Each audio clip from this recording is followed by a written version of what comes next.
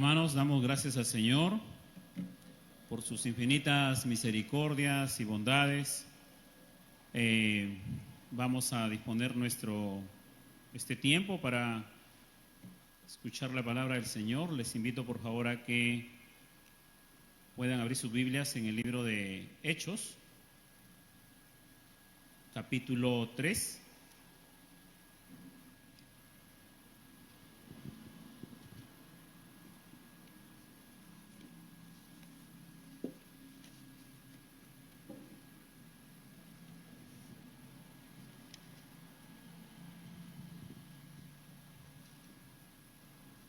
Libro de los Hechos, capítulo 3.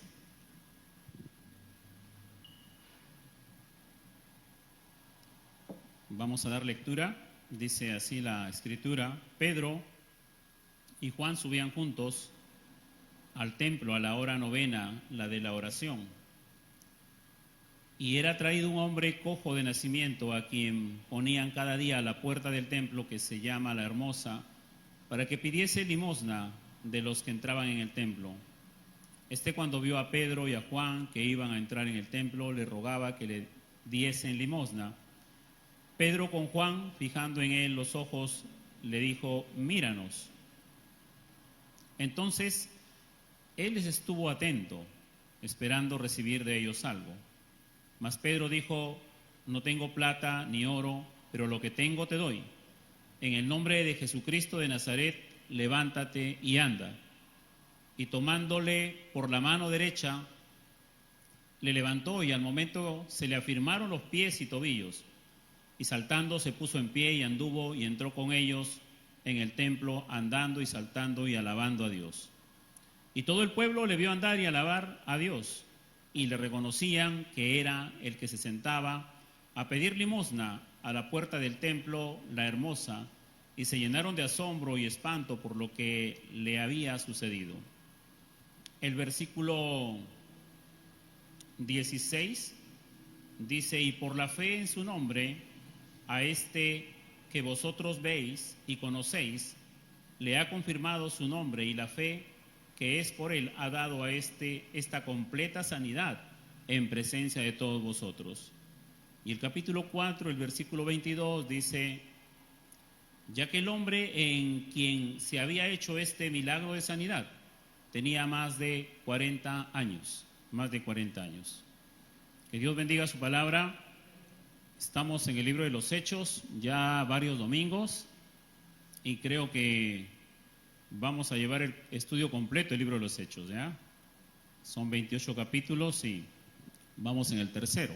Este acontecimiento del milagro, la curación de este hombre paralítico, está en todo el capítulo 3 y el capítulo 4. En esta mañana vamos solamente a centrarnos en una parte nada más. Las otras partes que tienen que ver con toda este milagro que se hizo en la vida de este hombre por medio de los apóstoles en el templo, lo estaremos viendo en los siguientes domingos, ¿ok?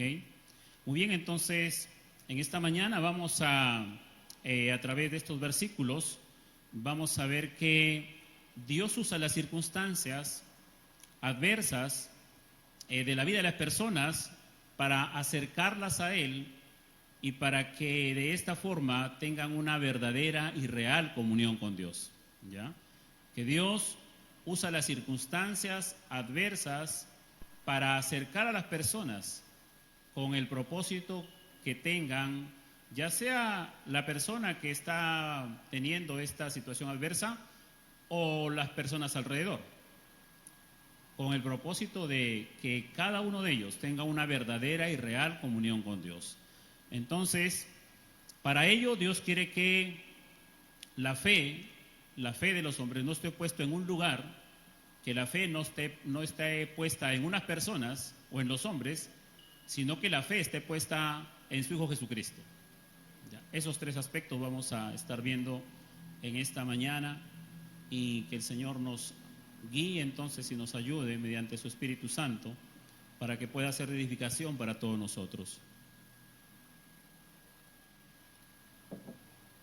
Quisiera darles un poquito de contexto me gustaría que vayan al libro de Lucas, capítulo 1, al Evangelio de Lucas, capítulo 1, los versículos del 1 al 4, ¿sí? La Biblia siempre, los versículos están dentro de un contexto y es importante señalar cuál es ese contexto del libro de los Hechos, y para ello vamos a referirnos al libro de Lucas. Dice Lucas: puesto que ya muchos han tratado de poner en orden la historia de las cosas que entre nosotros han sido ciertísimas, tal como nos lo enseñaron los que desde el principio lo vieron con sus ojos y fueron ministros de la palabra. Versículo 3. Me ha parecido también a mí, después de haber investigado con diligencia todas las cosas desde su origen, escribírtelas por orden, oh excelentísimo Teófilo, para que conozcas bien la verdad de las cosas en las cuales has sido instruido. El Evangelio de Lucas nos narra que todo este Evangelio está dirigido a una persona llamada Teófilo, y lo llama excelentísimo Teófilo, para que él conozca las cosas, conozca bien la verdad, dice, conozca bien la verdad. Por lo tanto, Lucas, guiado por el Espíritu Santo, ha hecho una investigación y ha ordenado bien las cosas para que este personaje de un alto rango, porque le llama excelentísimo, conozca la verdad, conozca la verdad. Entonces, cuando leemos el libro de los Hechos, cuyo autor también es Lucas, el primer capítulo, el versículo 1, dice así: en el primer tratado, oh Teófilo. ¿Cuál es ese primer tratado? El Evangelio de Lucas. ¿Sí? Ese es el primer tratado que él le ha dirigido a Teófilo. Y dice: en el primer tratado, oh Teófilo, hablé acerca de todas las cosas que Jesús comenzó a hacer y a enseñar, hasta el día en que fue recibido arriba, después de haber dado mandamientos por el Espíritu Santo a los apóstoles que había escogido. Y comienza nuevamente Lucas, guiado por el Espíritu Santo, a escribir todas las cosas por orden, como una segunda carta hacia este hombre llamado Teófilo. Así es que Lucas quiere que Teófilo, en su conocimiento que tiene de todas las cosas, como un hombre de una posición reconocida, Lucas quiere que este hombre conozca la verdad, ¿sí?, de los hechos acerca de Jesús, que Dios se los ha escrito por medio del Evangelio de su mismo nombre, Lucas, pero ahora le escribe la segunda parte, ¿sí?, la segunda parte. Entonces, el propósito de este libro de Hechos es que este hombre, con todo el conocimiento que tiene, ahora conozca la verdad, ¿sí?, conozca la verdad. Y no solamente él, sino que esto quedó aquí inspirado por el Espíritu Santo de Dios para que cualquier persona conozca la verdad, ¿sí?, conozca la verdad. Y hemos venido estudiando un panorama general del libro de los Hechos, nos hemos ya centrado en algunos capítulos, ahora estamos en el capítulo 3 entonces. Así es que el propósito de todo este libro es que Teófilo conozca la verdad. Y que Teófilo conozca entonces que la fe no se puede seguir teniendo en el templo, que la fe no se puede estar depositando en los hombres, y que ahora, Teófilo, tú debes conocer que la fe que salva y la fe que sana se debe depositar en el nombre de Jesús de Nazaret, en el nombre de Jesús de Nazaret. Así es que, teniendo ese contexto así muy breve, muy rápido, vamos entonces a entrarnos a estos 10 versículos. Pedro y Juan subían juntos al templo a la hora novena. En estos 10 versículos, si usted le gusta leer la Biblia y usted lee con atención, se va a dar cuenta que la palabra templo se repite 6 veces. 6 veces. Eso nos debe llamar la atención de que todos estos 10 versículos están hablando de algo importante, ¿ya? De algo importante. Estos 2 discípulos, Pedro y Juan, estaban yendo al templo. Ya Pedro había había entregado su primer discurso en el cual como 3,000 personas se convirtieron, ¿sí? Entonces, ahora él asiste al templo juntamente con Juan, porque después que los discípulos vieron la ascensión de Jesús, dice el mismo libro de Lucas, es que lo conecta. Si usted va nuevamente, por favor, al libro de Lucas, para que usted vea que la escritura tiene una coherencia sin lugar a dudas. El libro de Lucas, en el capítulo 24, el versículo del 50 al 53, dice, y los sacó fuera hasta Betania, y alzando sus manos los bendijo. Y aconteció que bendiciéndolos se separó de ellos y fue llevado arriba al cielo. Está hablando de la ascensión de Jesús. Ellos, después de haberle adorado, volvieron a Jerusalén con gran gozo. Versículo 53. Y estaban siempre en el templo alabando y bendiciendo a Dios. Amén, dice. Entonces los discípulos, después de la ascensión de Jesús, ellos estaban yendo al templo a alabar a Dios. Y ahora Lucas quiere narrar este evento que sucedió en el templo en el momento que Pedro y Juan están yendo a este lugar de adoración, pero a orar, a la hora novena, dice aquí, ¿sí? A la hora novena. Los hebreos habían establecido 3 horas para orar en el templo. La primera hora era la hora tercia, a las 9 de la mañana, la segunda hora era la hora sexta, a las 12 del mediodía, y la hora novena era a las 3 de la tarde para la oración. Así lo habían establecido, Daniel así lo practicaba, y durante muchos años así lo practicó el pueblo de Israel, los hebreos. Ya después que el templo, en el año 70 después de Cristo, es quemado, entonces las circunstancias cambiaron y también la enseñanza bíblica nos enseña que los creyentes oran en todo lugar y en todo tiempo. ¿Ya? En todo lugar y en todo tiempo. Ahora, ¿tendrá algún significado que los hechos de este milagro ocurren a las puertas del templo?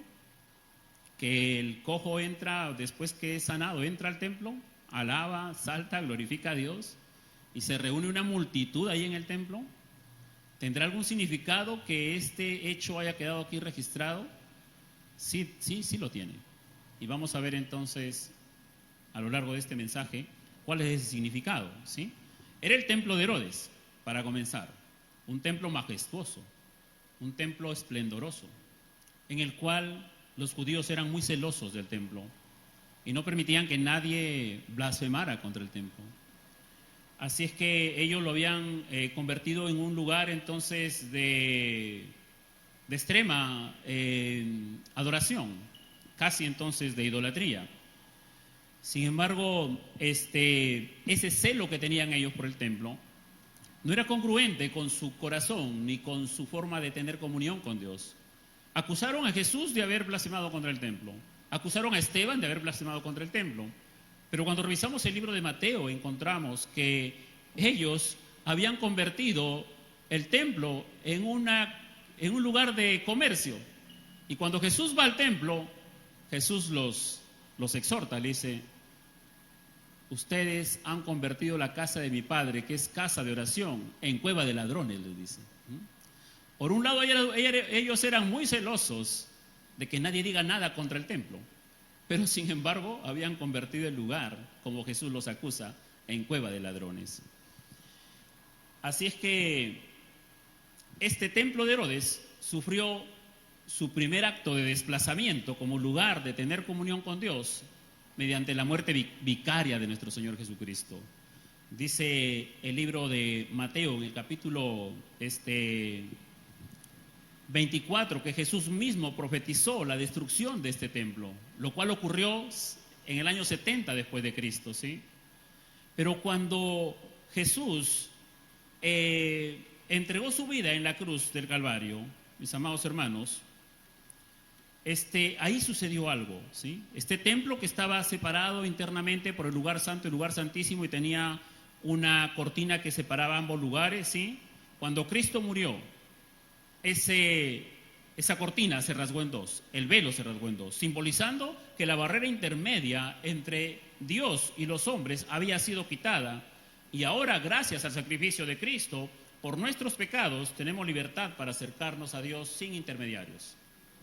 Por tanto, la fe que debemos poner no es en el lugar, ¿sí? No es en el lugar. No es en el lugar físico, ¿sí? No es en el lugar físico de una iglesia, no es en el lugar físico de un templo, no es en el lugar, ¿sí? Muchas personas el día de hoy creen que su fe va a aumentar si es que asisten a un lugar religioso, y más aún si tocan con su mano ese lugar. No. El Señor va a enseñarnos, mis amados hermanos, que la fe no la debemos depositar en un lugar, porque es un lugar físico que no tiene ningún poder, sino que la fe debemos depositarla en la persona de Jesucristo, ¿sí? En Dios Padre, Dios Hijo, Dios Espíritu Santo. Ahí está entonces lo primero que tenemos que ver, y este hombre cojo que estaba allí era traído de nacimiento, dice, y lo ponían cada día a la puerta del templo, que se llamaba La Hermosa, para que pidiese limosna de los que entraban en el templo. Claro, esa puerta, La Hermosa llamada, era la puerta principal, donde la mayoría de personas pasaba por ahí. Entonces, las personas que llevaban a este cojo de nacimiento, a ese lugar, tenían entonces la idea y la esperanza de que la gente que iba al templo pues iba con una disposición de agradar a Dios, y por lo tanto su corazón iba a ser movido a misericordia, y iban a darle entonces limosnas a esta persona. Y era así, eso era lo que este hombre entonces había experimentado durante 40 años que llevaba en esta situación, en esta enfermedad, en esta parálisis. ¿Qué hizo este hombre? Cuando vio a Pedro y a Juan que iban a entrar en el templo, le rogaba que le diesen limosna, ¿sí?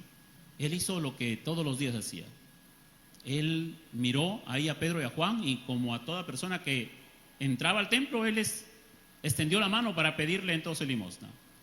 Pero este hombre no tenía ni idea de lo que iba a acontecer ese día en su vida. Este hombre no tenía ni la más mínima, remota idea de lo que iba a pasar en su vida. Él estaba habitualmente en ese lugar durante años, siempre haciendo lo mismo, dependiendo del favor de los demás para poder subsistir, Y estaba allí, en esa puerta, donde no podían cruzar ni las mujeres, ni los enfermos, ni ninguna persona que tenga un problema de alguna enfermedad, o alguna persona que esté con una parálisis entonces lisiado, o algún inmundo. No, ninguna persona podía pasar esa puerta, ¿sí? Así es que ahí en esas gradas, que eran como de 15 niveles, ahí estaban todos los que querían depender de la misericordia y de la limosna de los demás, pero no podían entrar al templo en sí. ¿Okay? El versículo 3 nos muestra entonces, cuando vio a Pedro, entonces le rogaba que le diese limosna, ¿sí? ¿Y qué fue la respuesta de Pedro? Pedro, con Juan, fijando en él los ojos, le dijo: míranos. Pedro y Juan, los discípulos de Jesús y los apóstoles, ellos vieron a este hombre, se detuvieron, le prestaron atención en su estado en el que estaba, y ellos sabían lo siguiente: ellos habían visto a su maestro sanar cojos, sanar paralíticos, darle vista a los ciegos, liberar personas que estaban poseídas. Ellos habían visto a su maestro detener las aguas del lago cuando ellos casi se inundan. Habían visto la multiplicación de los panes, de los peces, habían visto muchas cosas de su maestro, ¿sí? Y también ellos estuvieron juntos cuando recibieron el siguiente encargo, que Jesús le dijo: toda potestad me es dada en el cielo y en la tierra, por tanto id y haced discípulos, ¿sí? Y Jesús también, cuando estuvo vivo, les dio a ellos potestad para ir y hacer milagros, ¿sí? Y sanar a los enfermos y liberar a las personas poseídas, ¿sí? Y ellos fueron, y cuando vinieron le traían reportes: Señor, hemos visto cómo son sanadas las personas, cómo los demonios se sujetan. Testificaban de eso. ¿Por qué? Porque Jesús les había encargado eso a ellos, ¿sí? Entonces Pedro y Juan, al ver a este hombre allí, ellos sabían que tenían también al Espíritu Santo de Dios que habían estado esperando por varios días y que ya había venido a ellos, ellos habían tenido la experiencia en Pentecostés. Así es que Pedro y Juan no tienen ninguna duda de que se disponían a hacer un acto milagroso que venía no de ellos, sino de parte de Dios a través de ellos, ¿sí? ¿Por qué? Por encargo de su Salvador, por encargo de Jesús mismo. Y es por eso es que ellos lo miran y le dicen, se fijan detenidamente y le dicen, míranos, míranos. Esa era la fe de Pedro y de Juan, de lo que se disponían a hacer, ¿sí? Entonces el hombre, él estuvo atento, esperando recibir de ellos algo, dice el versículo 5, ¿sí? Él estuvo atento, observando atentamente, siguiendo con su mirada, seguramente, con los ojos o con la mente, teniendo la esperanza de ¿qué? Teniendo la esperanza de recibir dinero, de recibir una limosna. Entonces él miraba a ver cuándo es que Pedro se mete la mano al bolsillo para darle, entonces, ¿sí? O de dónde iba a sacar, ¿sí? Y Pedro dice, no tengo plata ni oro, pero lo que tengo te doy, ¿no? No tengo plata ni oro, ¿sí? Pero lo que tengo te doy. Y eso era lo que tenían ellos. Tenían el encargo de Jesucristo, tenían el mandato de Jesús, el don apostólico para ir y hacer milagros, tenían el Espíritu Santo de Dios. Tenían la experiencia con su maestro y no podían hacer otra cosa más que obedecer. Por eso es que le dicen, en el nombre de Jesucristo de Nazaret, levántate y anda, dice, ¿sí? Y algunas cosas aquí, para que por favor presten atención. Dice el nombre Jesús de Nazaret. ¿Por qué? Porque en ese tiempo habían muchas personas que se llamaban Jesús. Y para distinguir al Señor de otros que llevaban el mismo nombre, este nombre seguiría siendo así, Jesús de Nazaret, el epicentro, para hacer referencia a el poder de Jesucristo, ¿sí? Y para ser el epicentro, para derribar las creencias religiosas del Sanedrín, de los escribas, de los fariseos. Ellos no podían soportar escuchar el nombre de Jesús. Cuando escuchaban ellos el nombre de Jesús, siempre entonces se reunían para planificar de qué manera anular, ¿sí? Callar, apresar, encarcelar, prohibir, que no se enseñe más en ese nombre. Ellos pensaron que cuando dijeron que querían que liberarse a Barrabás y que crucificasen a Jesús, ellos pensaron que se iban a librar de Jesús en ese momento, ¿sí? Y que ya nunca más iban a escuchar ese nombre. Pero aquí Lucas está escribiéndole al excelentísimo Teófilo para decirle la verdad de que Jesús sigue vivo. De que a pesar de que lo crucificaron, ¿sí? Pero Jesús sigue estando vivo y con el mismo poder para salvar y para sanar a través de sus discípulos, ¿sí? A través de sus discípulos. Así es que Pedro va a usar el nombre de Jesús de Nazaret varias veces en el libro de los Hechos, con ese propósito. Es más, porque muchos de estos judíos tomaban a Jesús y lo despreciaban porque era de Nazaret. Y Nazaret era una ciudad, sí, era una ciudad pequeña, de poca estima por ellos. No la tenían entonces en alta estima. Y por eso Nazareno era un apodo empleado como recriminación y menosprecio de parte de los judíos. Y por eso es que le pusieron en la cruz Jesús de Nazaret también, como una burla, como un desprecio. Entonces Pedro está usando ese mismo nombre para hacerle ver que ese Jesús que creció en Nazaret era el Mesías y que ahora está sentado en el trono, ¿sí? A quien Dios lo ha aprobado, varón aprobado por Dios, mediante señales, prodigios, milagros, ¿sí? De esa manera Dios aprobó el ministerio de su Hijo Jesucristo aquí en la tierra a través de señales, milagros y prodigios. Ese mismo Jesús sigue vivo el día de hoy, dice. Así es que por eso es que se usa el nombre entonces Jesús de Nazaret. Así es que, primero que todo, hermanos, Dios se dispone aquí a darnos una enseñanza de que no puede estar nuestra fe puesta en el templo, ¿sí? Porque también nosotros usamos el nombre templo, que la fe no puede estar puesta en el lugar físico, ¿sí? Segundo, que la fe no puede estar puesta en los hombres. Para adelantarme un poquito, después que sucede el milagro, le preguntan entonces, la gente empieza entonces a ver a Pedro y a Juan y querían entonces exaltarlos al nivel de Dios. Y Pedro y Juan responden lo siguiente, versículo 11 al 13 dice lo siguiente, capítulo 3. Y teniendo asidos a Pedro y a Juan, el cojo, que había sido sanado, o sea, él fue sanado y no quería separarse de Juan ni de Pedro, ¿sí? Él estaba allí junto con ellos. Dice, todo el pueblo atónito concurrió a ellos al pórtico que se llamaba de Salomón. Ya no están en la puerta La Hermosa, están ahora en otro pórtico, el pórtico de Salomón. Ahí se daba la enseñanza, siempre ahí se impartía la enseñanza. Viendo esto, Pedro respondió al pueblo, varones israelitas, ¿por qué os maravilláis de esto? ¿O por qué ponéis los ojos en nosotros como si por nuestro poder o piedad hubiésemos hecho andar a este? Ahí está aclarando Pedro a todos ellos, ¿sí? Que esta sanidad que ha ocurrido, este milagro que ha ocurrido, ¿sí? No ha sido por nosotros. Nosotros no tenemos ese poder, ¿sí? Y así es, mis amados hermanos, no podemos poner nuestra fe en los hombres, ¿sí? Hay muchos centros y lugares de distintas fe en el mundo. Y las personas ponen toda su fe en su líder religioso. Y aún ese líder religioso está en una tumba. Y siguen depositando su fe en ese líder, que está muerto. Pero siguen en su creencia de esa manera errada, ¿sí? Creyendo en los hombres, ¿sí?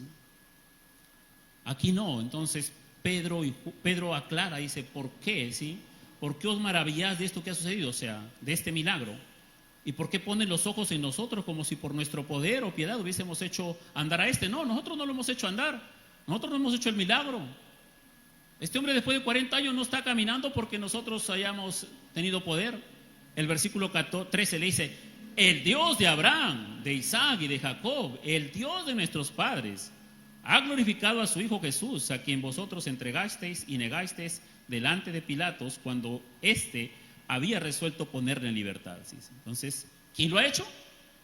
Dios lo ha hecho, ¿sí? Le dice, el Dios de Abraham, el Dios de Isaac, el Dios de Jacob, el Dios de nuestros padres. Él ha hecho este milagro, ¿sí? Él ha hecho este milagro. Este milagro no ha sido hecho por nosotros. Así es que nuestra fe no puede estar puesta en un lugar, no puede estar puesta tampoco en los hombres, sino que nuestra fe debe estar puesta en Dios, hermanos, ¿sí? Nuestra fe debe estar puesta en Dios.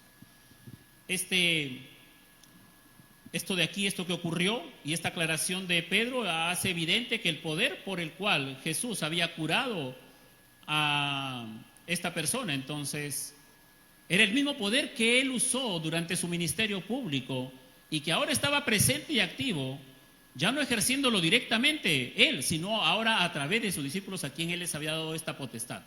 Este era el don apostólico, ¿sí? El don apostólico. Por eso Pedro clama en el nombre de Jesús para mostrar que el poder sanador de Jesús, conocido en todo Israel, porque todo Israel conocía que Jesús había hecho ver a los ciegos, andar a los cojos, liberar a los endemoniados, darle vista a los ciegos, entonces nadie podía negar eso. Por eso es que no es Pedro quien concede la restauración de este hombre, sino Jesús. Así que nuestra fe y la fe de todas las personas, si quieren el favor de Dios, debe estar puesta en Dios, ¿sí? En Dios, en la persona de Jesús, en el Espíritu Santo de Dios, en Dios Padre, Dios Hijo, Dios Espíritu Santo. No puede estar en un santo hombre, ¿sí? O una santa mujer, no, sino que la fe debe estar puesta en la persona de Dios. Ser sanado en el nombre de Jesús de Nazaret demanda fe de parte del inválido. Pedro le demanda caminar, pero no podrá hacerlo a menos que ponga su fe en Jesús. Él puso su fe en Jesús. Este hombre puso su fe en Jesús. Eso es lo que dice el versículo 16 del capítulo 3. Y por la fe en su nombre, a este paralítico que vosotros veis y conocéis, le ha confirmado su nombre y la fe que es por él ha dado a este completa sanidad en presencia de todos vosotros. Entonces el paralítico, Pedro y Juan tuvieron fe, el paralítico tuvo fe ¿sí? Él que tenía una fe en los hombres para recibir la limosna y por eso tenía fe también para ir al templo, ahí en la escalera de la Puerta de la Hermosa, esa era su fe. Era una fe puesta en los hombres, era una fe puesta en una construcción, ¿sí? Pero ahora cuando él escucha de parte de Pedro y le dice, míranos, y le dice, no tengo plata ni oro, pero lo que tengo te doy en el nombre de Jesucristo de Nazaret, levántate y anda. Entonces este hombre tenía ahora que poner su fe en el nombre de Jesús de Nazaret, ¿sí? En el nombre de Jesús de Nazaret. Y le dice entonces Pedro, levántate y anda, y el siguiente versículo dice, y tomándole por la mano derecha le levantó, y al momento se le afirmaron los pies y los tobillos. Pedro le da la mano, y el paralítico por fe también extiende su mano, ¿sí? Porque ya había puesto su fe en el nombre de Jesús de Nazaret. Y así ocurre el milagro. Así ocurre el milagro. Al momento se le afirman los pies y los tobillos, y saltando se puso en pie y anduvo y entró con ellos en el templo, andando y saltando y alabando a Dios. Y alabando a Dios, ¿sí? Este es un milagro. Este es un milagro. Un milagro de parte de Dios, mis amados hermanos. De repente en otro momento hablamos un poco más sobre eso, pero es la intervención soberana de Dios, ¿sí? Rompiendo, ¿sí?, las leyes de la naturaleza, sin ninguna intervención humana, para hacer un acto milagroso, ¿sí? Aquí la ley de la naturaleza biológica en este hombre era que 40 años no, sus tejidos, sus músculos, ¿sí?, no tenían vida, no tenían vida. Nunca este hombre había experimentado caminar, nunca se había podido parar ni siquiera un instante, ¿sí? Nunca había podido dar un paso, mucho menos saltar y brincar. Esto es un milagro, ¿sí? Porque no sería, si nos vamos al concepto bíblico, ¿sí?, de milagro, esto es un milagro. Al momento hay una intervención y la sanidad ocurre completamente, ¿sí? Pero nosotros a veces usamos el término milagro y lo usamos de otra manera. Cuando una persona de repente va teniendo una recuperación, alguien que ha sufrido una lesión y que empieza a tener terapias, una fractura de una persona que es un atleta, es un deportista, una fractura grave que lo pone, lo paraliza, ¿cuánto tiempo se le da si es que tiene esperanza de poder volver a caminar? Meses, a veces años, ¿sí? Su recuperación dura años. Y después que comienza a caminar, decimos, hay un milagro, ¿verdad? Pero el milagro bíblico es algo que ocurre en el momento, al instante, no necesita ningún tiempo de recuperación, ni terapia, ni nada de eso. ¿Por qué? Porque es la intervención soberana de Dios, rompiendo, ¿sí?, las leyes naturales. ¿Por qué? Porque Él es soberano, ¿sí? Él es soberano. Así es que, por eso este hombre aquí lo vemos, que deposita su fe, ¿sí? Esa su reacción, ¿sí? Extiende su mano derecha hacia Pedro y se da cuenta que sus pies y tobillos están fuertes. Con esta evidencia que puede ser vista por todos los presentes, Pedro está entonces disponiéndose también a pedirle a los judíos que pongan su fe en Jesús. Y eso es en lo que consiste el siguiente capítulo 3 y el capítulo 4, que en otro momento vamos a compartir, ¿sí? Este hombre al instante siente fuerza en sus pies, tobillos, sabe que ha ocurrido un milagro, el hombre salta y por primera vez en su vida pudo enderezarse. ¿Qué creen que sintió en su corazón? Gozo, alegría, ¿sí? Su caminar se transformó, no solamente dio pasos, sino que brincó, saltó, porque se da cuenta que Dios ha hecho un milagro en su vida, ¿sí? Él puso su fe en el nombre de Jesús, ese nombre que Pedro y Juan le presentaron, ¿sí? Así es, mis amados hermanos, como Jesús inaugura su era mesiánica, cuando Él hizo al ciego ver, al cojo andar, cuando limpió los leprosos e hizo oír a los sordos, cuando resucitó a los muertos y predicó el evangelio a los pobres, ¿sí? En Hechos 2:22 se nos narra entonces Jesús Nazareno aprobado con maravillas, prodigios y señales. Dios confirmó a Jesús como el Mesías por diversos medios y obras sobrenaturales que se hicieron a través de Él, a través de su ministerio. Y ahora Dios está confirmando el don apostólico a través de los discípulos de Jesús, a quien también le dio este don, ¿sí?, para sanar y hacer milagros, ¿sí? Entonces la fe tiene que estar puesta en Jesús de Nazaret, ¿sí? En Jesús de Nazaret. el paralítico empieza a pronunciar palabras de alabanza, de acciones de gracias, acompañó a los apóstoles al interior del templo para la oración. Por primera vez entró al templo, ¿sí? Por primera vez, después de haber estado marginado ahí en esas escaleras, por primera vez él entra al templo a adorar a Dios, ¿sí? A alabar a Dios, ¿sí? A orar juntamente con Pedro y Juan, ¿sí? Versículo 9 dice, y todo el pueblo le vio andar y alabar a Dios. Todo el pueblo lo vio, todo el pueblo que lo conocía. 40 años, ¿quién no iba a conocer a este hombre? Y empezó a alabar él a Dios, ensalzar la grandeza de Dios, de sus obras, como un acto de adoración. Lo empezó a alabar, a celebrar, a glorificar, a cantar con regocijo, con júbilo, celebrar y exaltar, confesar públicamente las obras que Dios ha hecho. Por eso yo quiero exhortarles, hermanos, que Dios ha hecho grandes cosas con nosotros, el milagro de la salvación, ¿sí? Entonces, ¿cómo no adorarlo? ¿Cómo no alabarlo con júbilo, con regocijo? ¿Cómo no exaltar su nombre, sí? Nosotros estábamos muertos en nuestros delitos y pecados, pero por gracia hemos sido salvos. ¿Cómo no alabar? ¿Cómo no exaltar a Dios? ¿Cómo no gozarnos? ¿Cómo no venir al templo para exaltar su santo nombre? Esa muerte espiritual nos llevaba a una condenación eterna, pero por gracia hemos sido salvos. Por gracia hemos sido salvos. Entonces tenemos que alabar a Dios y adorarlo y exaltarlo con los cánticos y con todo lo que el Señor nos permita. Ahora tenemos libertad para hacerlo, hay que hacerlo, ¿sí? Porque de repente va a llegar un momento en que nos van a prohibir congregarnos públicamente.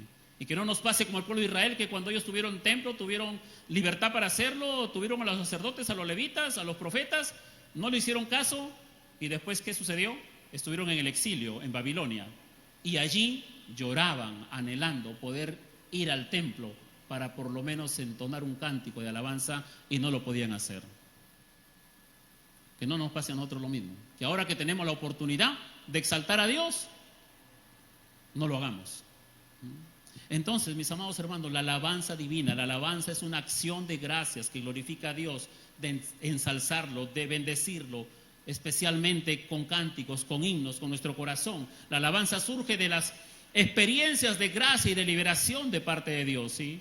Por las que el creyente encuentra siempre un motivo y una ocasión para glorificarlo. Si hoy estamos vivos, si hoy estamos sanos, ¿sí? Si hoy podemos caminar, ¿sí? No es porque usted esté bien alimentado, no es porque usted tenga fuerza, no es porque usted se dé vida a sí mismo, sino porque es por gracia y misericordia de Dios. Y debemos alabar a Dios por eso, ¿sí? Y mucha gente se levanta y entonces ni siquiera adora y alaba a Dios, ¿sí? Si aún entonces seguimos protegidos por la mano poderosa de Dios, o hemos estado de repente enfermos, en lazos de muerte, ¿sí? Pero el Señor nos ha liberado de allí, debemos alabar y exaltar su santo nombre. Debemos enseñarle a nuestros hijos que ellos deben alabar y glorificar a nombre, porque hay muchos niños de repente parapléjicos, de repente en una silla de ruedas o de repente en un hospital, ¿sí? Pero si tu niño camina, corre, salta, enséñale a que alabe y glorifique a Dios, porque esa salud viene de lo alto, viene de lo alto. El versículo 10 entonces dice, y le reconocían que era el que se sentaba a pedir limosna a la puerta del templo, la hermosa, y se llenaron de asombro y de espanto por lo que le había sucedido. ¿Sí? Esto habla entonces que ellos quedaron estupefactos, admirados, se dieron una gran sorpresa, una sorpresa del alma por los actos milagrosos de Dios. Y es lo mismo que sucedía cuando Jesús sanaba. Cuando Jesús resucitó a una niña, ¿sí? Y que se levantó y andaba, también la gente se llenó de esta admiración. Cuando Jesús sanó a un paralítico, cuando hacía su sanidad, y la gente también se admiraba de esta forma. Entonces la gente se llenó de asombro y de espanto. Esto último posiblemente al observar que el Jesús despreciado por los hombres, crucificado como blasfemo, era más poderoso que toda religión y su aparato tradicional, que no les había proporcionado nada hasta ese momento. Que podían entonces tener en cuenta y considerar que era ese Jesús a quienes unos meses atrás ellos mismos, la multitud, no había creído en él y habían pedido que lo crucifiquen, ¿sí? Ahora este mismo Jesús seguía teniendo poder y seguía vivo para sanar y para salvar a todos los que creían en su nombre. Así es que, para terminar, la parte central no está en la persona del paralítico, ¿sí? Esto no se puede centrar en la persona del paralítico. Esto no se puede centrar en Pedro y Juan. Esta enseñanza no se puede centrar tampoco en la incredulidad de los judíos. Esta enseñanza se tiene que centrar en la persona de Dios, ¿sí? Porque aquí hay dos cosas. Hay un templo allí, ¿sí? Y está el nombre de Jesús de Nazaret, que cuando Jesús estuvo en su ministerio terrenal, Él dijo, uno mayor que el templo está aquí parado. Entonces aquí estos versículos, estos primeros 10 versículos tienen que ver con la gloria de Dios, tienen que ver con la persona de Dios, tienen que ver, mis amados hermanos, con una nueva era que se está inaugurando, un antiguo pacto con un nuevo pacto en la sangre de Jesucristo, ¿sí? En la sangre de Jesucristo. Al paralítico, su religión, sus leyes, ¿sí? No le habían dado nada durante 40 años, ¿sí? Nada le habían dado durante estos 40 años. Es más bien lo tenían como una persona despreciable, ¿sí? Como una persona despreciable. Nada había podido darle, entonces, ni los escribas, ni los fariseos, ni los sacerdotes, ni los levitas, ni el Sanedrín, nadie. Pero ese templo que seguía físicamente en pie, pero ya el velo rasgado en dos, ¿sí? Y que todavía tenía su estructura, pero ahora en las puertas del templo iba a empezar a resonar el nombre de Jesús de Nazaret para concluir con el antiguo pacto y comenzar un nuevo pacto en el nombre de Jesús. La autoridad divina, el autor de toda creación, Dios, que tiene su plan de salvación para toda la humanidad, ¿sí? Él se disponía a usar a una de sus criaturas. Dios se disponía a usar a una de sus criaturas, a un paralítico que tenía 40 años y que Él había permitido que ese hombre venga a este mundo. El Dios soberano se disponía a usar la vida de este hombre, ¿sí? Y también se disponía a usar el don que les había dado a los apóstoles de su Hijo Jesucristo, para que frente al templo, que era la adoración de los judíos, para que el nombre de Jesús de Nazaret resuene en las puertas y al interior del templo, para inaugurar una nueva era, dejando atrás la comunión de su pueblo a través del templo, los sacerdotes, los levitas, ¿sí? Sino que ahora la comunión para con Israel y para con toda criatura del mundo entero sería a través y únicamente de la persona de Jesucristo. Únicamente a través de la persona de Jesucristo. Así como el Señor entonces usa este milagro, ¿sí? Para sus planes soberanos, ¿sí? Para que todo aquel que cree en Jesús no se pierda, mas tenga vida eterna, ¿sí? Para que toda persona, ¿sí?, ponga su fe en Jesucristo, ¿sí? Para que toda persona que quiera quedar limpio de sus pecados ponga su fe en Jesucristo, ¿sí? Y para cualquier necesidad que las personas tengan, ¿sí?, pongan su fe no en el templo, no en los lugares físicos, no en los hombres, sino en Jesús de Nazaret. En Jesús de Nazaret. Así es que, mis amados hermanos, esta es la enseñanza que Lucas, inspirado por el Espíritu Santo, quiere que Teófilo conozca verdaderamente, ¿sí? Que no hayan dudas de que Jesús, el nombre de Jesús, ¿sí?, va a seguir resonando a las puertas del templo, y Él le ha dado autoridad y los guardará y los cuidará a sus discípulos para que sigan enseñando el nombre de Jesús, ¿sí?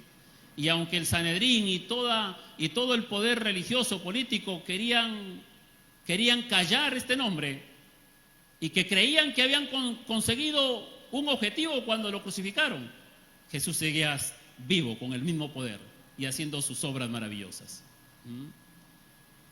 Que Dios nos ayude a nosotros a confiar, no en los hombres, sino a seguir confiando en la persona de Jesús. No a confiar en las obras, sino a confiar en la persona de Jesús. A exaltar su nombre, ¿sí?, a honrar su nombre, a glorificar su nombre, a seguir evangelizando en el nombre de Jesús, a seguir compartiendo las buenas nuevas de nuestro Señor Jesucristo, ¿sí? Y que las personas puedan reconocer y puedan acercarse a Dios. Mire, el templo tenía el propósito de acercar a las personas a Dios, Pero el judaísmo, entonces, a este paralítico y a muchas otras personas no lo acercaba a Dios. Ahora viene Jesús, uno que es mayor que el templo, para que en su nombre las personas tengan comunión con Dios. Yo soy el camino, la verdad y la vida, y nadie viene al Padre si no es por mí, dice la Escritura. Que el Señor siga obrando en nuestra vida para que podamos nosotros seguir teniendo comunión, ¿sí? Y que nuestra fe, hermanos, esté puesta en Jesús, autor y consumador de nuestra fe, ¿sí? Nuestra fe esté puesta en Jesucristo, en Él, ¿sí? En su nombre, ¿sí? En su nombre. De manera que podamos nosotros ser testigos y poder seguir compartiendo a otros, ¿sí? Que el Señor sigue haciendo obras maravillosas, ¿sí? Dios es soberano y Dios usa este milagro, ¿sí? Apostólico, para dar una enseñanza, y después vamos a compartir eso, porque Pedro usa esto para compartir el Evangelio, Hoy en día el Señor puede hacer obras maravillosas, sí, pero no en el nivel que lo hizo a través de su Hijo Jesucristo, ni con el don apostólico, ¿sí? Porque cuando Jesús estuvo en su ministerio en la tierra no hubo ningún enfermo, todos se sanaron, todos quedaban sanos.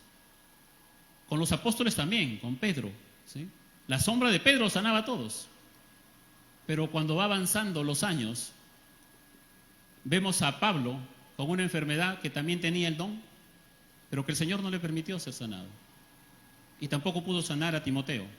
Y tampoco a Epafrodito, ¿sí?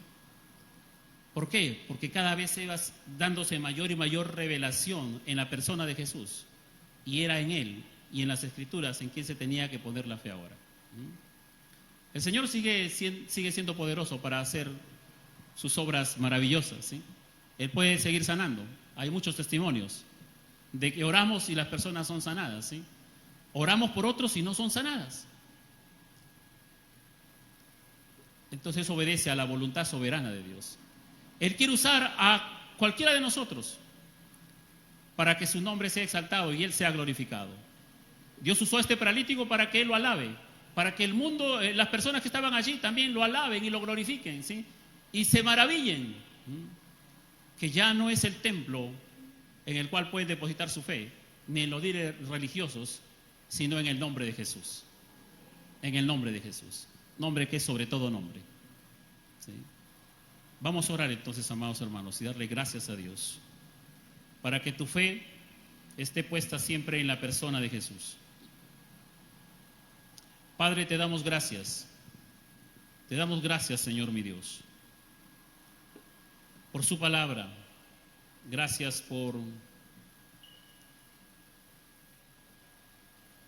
sus enseñanzas que usted ha dejado aquí, Señor mi Dios, y que permanecen hasta el día de hoy, para que podamos tener claridad en entender que, Señor mi Dios, la gloria es suya, que usted todo lo que hace lo hace para sus planes, no para los nuestros, sino para sus planes, para que se cumplan sus propósitos. Usa nuestras vidas, Señor, te pertenecen a ti. Usa la vida de tus criaturas para que el mundo se arrepiente de sus pecados y crea en Jesús. Usa la vida de cualquier persona, Señor, a quien tú le has dado vida, para que la gente te alabe y deje de estar alabando, Señor mi Dios, imágenes, lugares, líderes que están en un sepulcro, que están en una tumba allí, ahí están su cuerpo, ahí están sus huesos, y para que en su lugar alaben a un Dios vivo y eterno. Gracias, Señor mi Dios. Fortalécenos para que nuestra fe esté puesta siempre en Jesucristo, autor y consumador de nuestra fe. En el nombre del Padre, del Hijo y del Espíritu Santo. Amén y amén.